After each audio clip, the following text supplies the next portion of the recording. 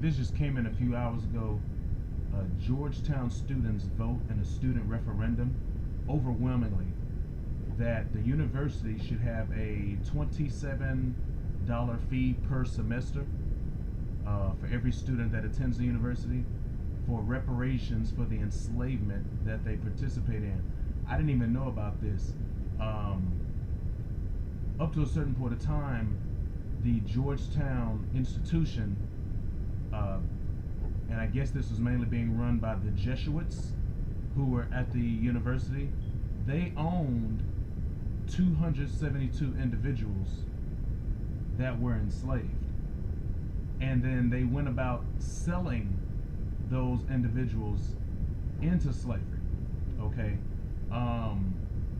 There's even some students that attend the university who are the descendants of those people who were sold by the university.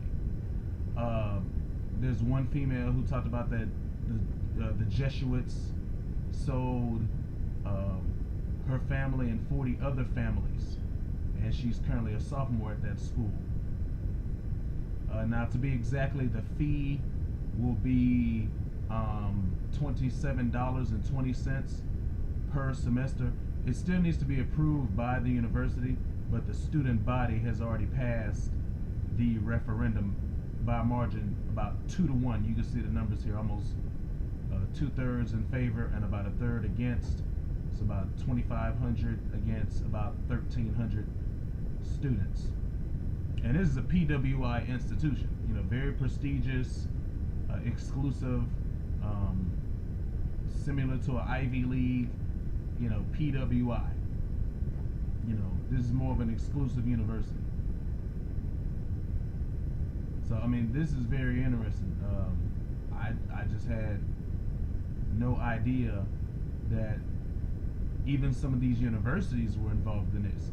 And this is one reason why HR 40 or something like an HR 40, I don't know if the current proposal as it is what we need, but we need something like an HR 40, whether if it's inside the public sector and also outside the public sector.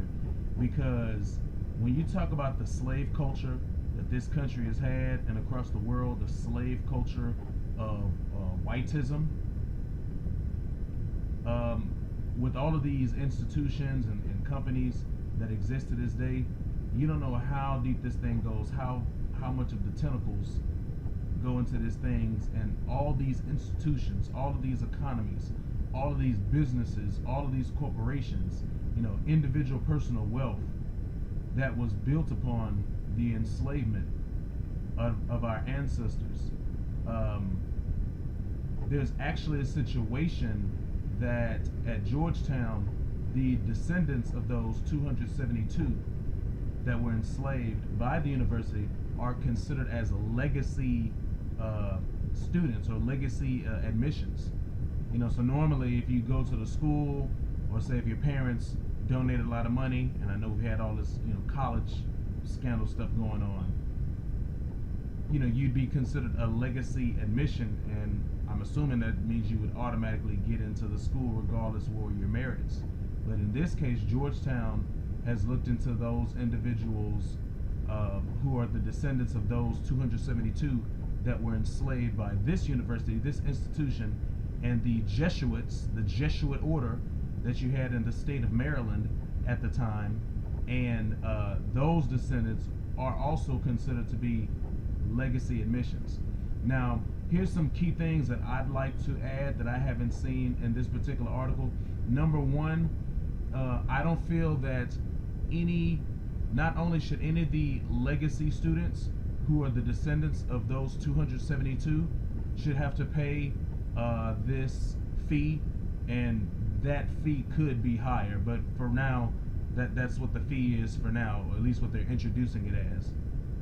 But also, I don't think that any student who gets admitted into Georgetown who is ADOS, the American Descendants of Slavery or Enslavement, I don't think that any ADOS, and definitely not specifically the 272 descendants, should have to pay that fee. Only for the other students. So that's including other African immigrants or Afro immigrants across the diaspora.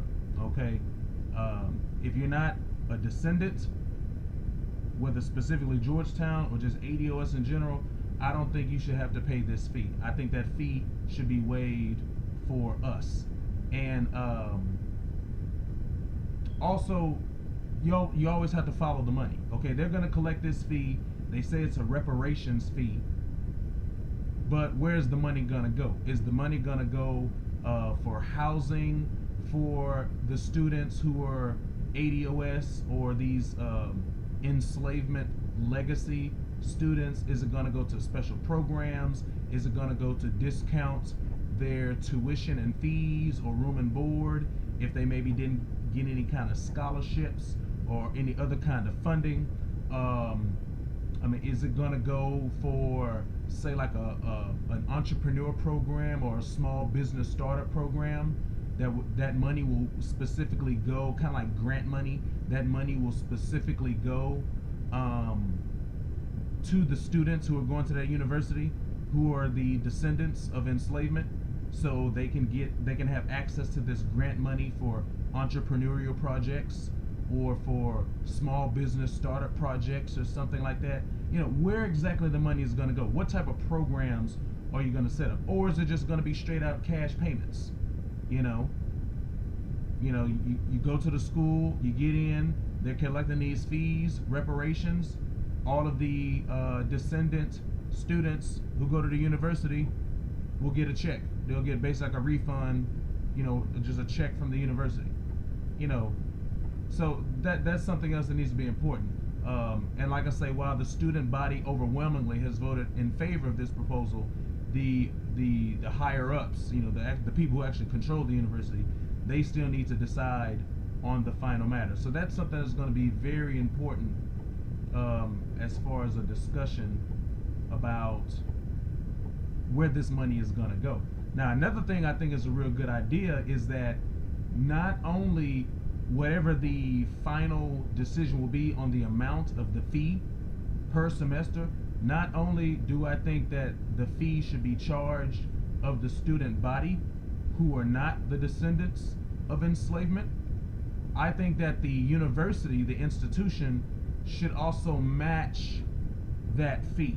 Okay, so you're going to collect all of those fees from the non-descendant student body for that semester, and then you're going to get that total number, and then the university would also match that fee for each semester, and then those funds will go to whatever type of form, whatever type of reparations mechanism that will happen.